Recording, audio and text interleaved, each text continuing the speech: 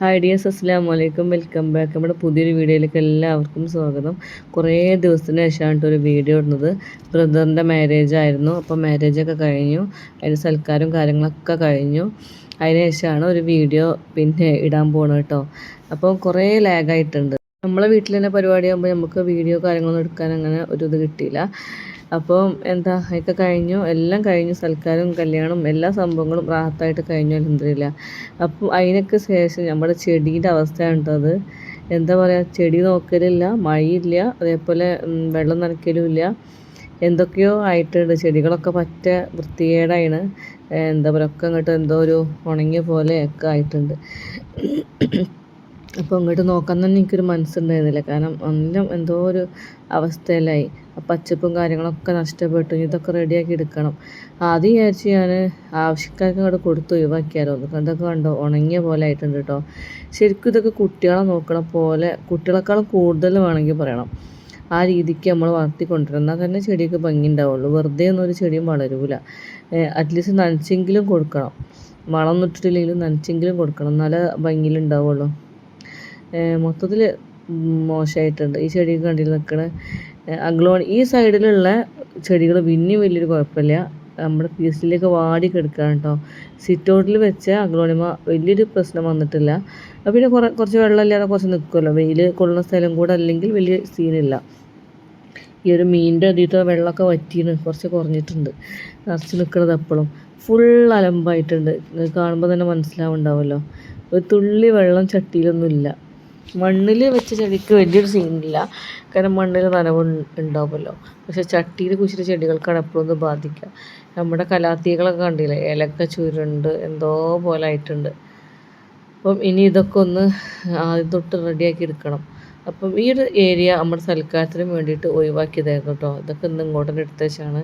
അപ്പം ഈ ഒരു ഇറങ്ങിയ സമയത്താണ് ഈ ഒരു വീഡിയോ എടുക്കുന്നത്.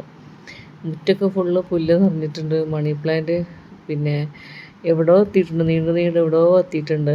അപ്പം ഇത് ഞാൻ കട്ട് ചെയ്ത് കൊടുക്കണ്ടെന്ന് വിചാരിക്കണം കേട്ടോ. അതിൻ്റെ ഉള്ളിൽ ഒരു പക്ഷി വരെ കൂടൂട്ടിയിട്ടുണ്ട്.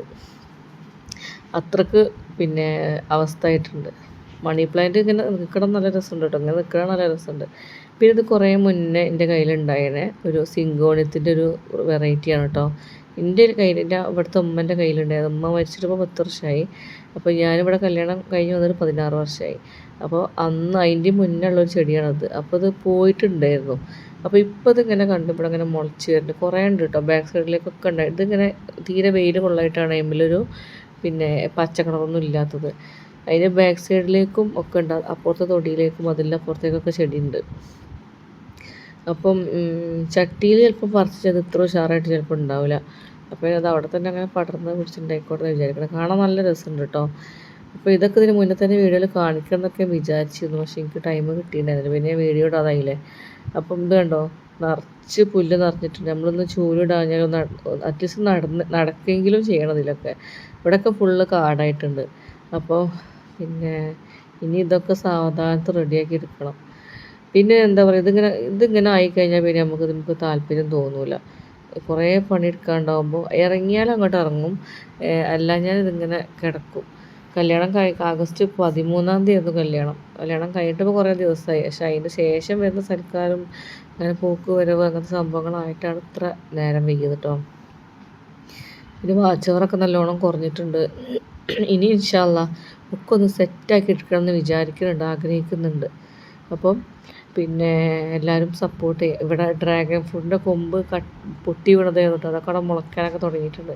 അപ്പോൾ ഇങ്ങനെ ചെറിയ ചെറിയ വ്യത്യാസങ്ങളൊക്കെ പോസിറ്റീവായിട്ടുണ്ടെങ്കിലും മൊത്തത്തിൽ നോക്കുകയാണെങ്കിൽ നെഗറ്റീവ് തന്നെയാണ് കേട്ടോ. അധിക ചെടികൾക്കും ഭംഗി ഉഷാറൊക്കെ നഷ്ടപ്പെടുക ചെയ്ത്. ഇതിപ്പോൾ ഞാൻ ഇന്ന് പിറ്റേ ദിവസം മോർണിംഗ് എടുത്തൊരു വീഡിയോ ആണ് കേട്ടോ. ഇത് നനച്ചിട്ട ശേഷം ആ തലേ ദിവസത്തെ ഉണങ്ങിയ വീഡിയോയ്ക്ക് ശേഷം അന്ന് നനച്ചിട്ടിട്ടാണ് ഞാൻ പോയത്. അപ്പം രാവിലെ നോക്കുമ്പോൾ ചെടിയൊക്കെ ഒന്ന് ഉഷാറായിട്ട് നിൽക്കുന്നുണ്ട്. ഇനി വളർന്നോളൂ, നമ്മൾ ഡെയിലി നനച്ചു കൊടുത്ത് ഉഷാറായിട്ടുണ്ടായിക്കോളും. കണ്ടോ, ഈ ഉണങ്ങിയ ഇലയൊക്കെ ഒന്ന് നീർന്ന് വന്നിട്ടുണ്ട്. അപ്പോൾ ഇപ്പോൾ നല്ല വെയിലാണല്ലോ, എന്തൊരു വെയിലാണ്, നല്ല ചൂടാണ്. അപ്പോൾ സിങ്കോണിയത്തിൻ്റെ ഇല വരെ കരിഞ്ഞിട്ടുണ്ട്. എന്താ ചെയ്യലേ, നനച്ച് കഴിഞ്ഞാൽ ഉഷാറായി വരും. മാറ്റിയെടുക്കാൻ പറ്റുന്നൊരു പ്രതീക്ഷ എനിക്കുണ്ട്. അതുപോലെ ഈ അഗ്ലോണിമകളൊക്കെ ഇവിടുന്ന് സൈഡ് മാറ്റി വെക്കണം, കാരണം അവിടെ നല്ല വെയിൽ വരാൻ തുടങ്ങിയിട്ടുണ്ട്. അപ്പോൾ ഇനി ഓരോ ദിവസം ഇങ്ങനെ പുറത്തേക്ക് ഇറങ്ങിയിട്ട് ഇതൊക്കെ ചെയ്യും. അങ്ങനെയാണ് ഒഴിവാക്കി കളയാൻ പറ്റില്ലല്ലോ. റോസൊക്കെ കണ്ടോ, ഇലകളൊക്കെ കൊഴിഞ്ഞു പോയിട്ടുണ്ട്. ഇതൊക്കെ നനയ്ക്കാതായിട്ടാണ് ഈ അവസ്ഥയിലായത്. ഇതൊക്കെ നല്ല വലിയൊരു കുഴപ്പമില്ല. പിന്നെ ഈ ഒരു അഗ്ലോണിമയൊക്കെ നമ്മൾ പിന്നെ എല്ലാ ദിവസവും നനച്ചിട്ടില്ലെങ്കിലും വലിയൊരു കുഴപ്പമില്ല. എന്നോട് കുറേ പേര് പറഞ്ഞിട്ടുണ്ടായിരുന്നു മഴയത്ത് ചെടി വെച്ചാൽ അഗ്ലോണിമ നശിച്ചു പോകുന്നു. പക്ഷേ ഇവിടെ എന്താ പറയുക, എൻ്റെ അഗ്ലോണിമക്ക് അങ്ങനൊരു വലിയ ഇഷ്യൂ ഉണ്ടായിട്ടില്ല കേട്ടോ. നമ്മുടെ പിന്നെ ആന്തൂറിയംസാണത്.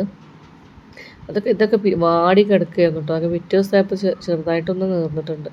ഈ പൂവൊന്നും കണ്ട് ഒന്ന് നോക്കാൻ പോലും എനിക്ക് പറ്റിയിട്ടില്ല. കാരണം സാധാരണ ഒരു പൂ വിരിഞ്ഞാലൊക്കെ ഞാൻ വന്ന് നോക്കി പിന്നെ ഒരു 16 ഫോട്ടോ ഒക്കെ എടുത്ത് അങ്ങനെയൊക്കെയാണ് പോവുക. ഇവിടെയൊക്കെ എന്താ പറയുക, ഇപ്പം അതിനൊന്നും സമയം എനിക്ക് കിട്ടില്ല. ഇനി നമ്മൾ വീട്ടിലൊരു കല്യാണം ഉണ്ടാകുമ്പോൾ അങ്ങനെ തന്നെയല്ലേ, നമ്മൾ മാക്സിമം എൻജോയ് ചെയ്യുക ആ ഒരു മൊമെൻറ്റ്. ഇതിൻ്റെ വാടിപ്പോയ സംഭവങ്ങളൊന്നും കട്ട് ചെയ്ത് കൊടുത്തിട്ടൊന്നുമില്ല, പൂ വിരിഞ്ഞ് കഴിഞ്ഞേണ്ടത്. അപ്പോൾ ഇനി ഞാൻ റെഗുലർ വീഡിയോ ആയിട്ട് വരും ഇൻഷാ അല്ലാഹ്. അപ്പോൾ നമ്മളെ വീഡിയോ ഇഷ്ടമായി ലൈക്കും ഷെയറും സബ്സ്ക്രൈബും ചെയ്യാൻ മറക്കരുത് കേട്ടോ. Okay, thanks for watching.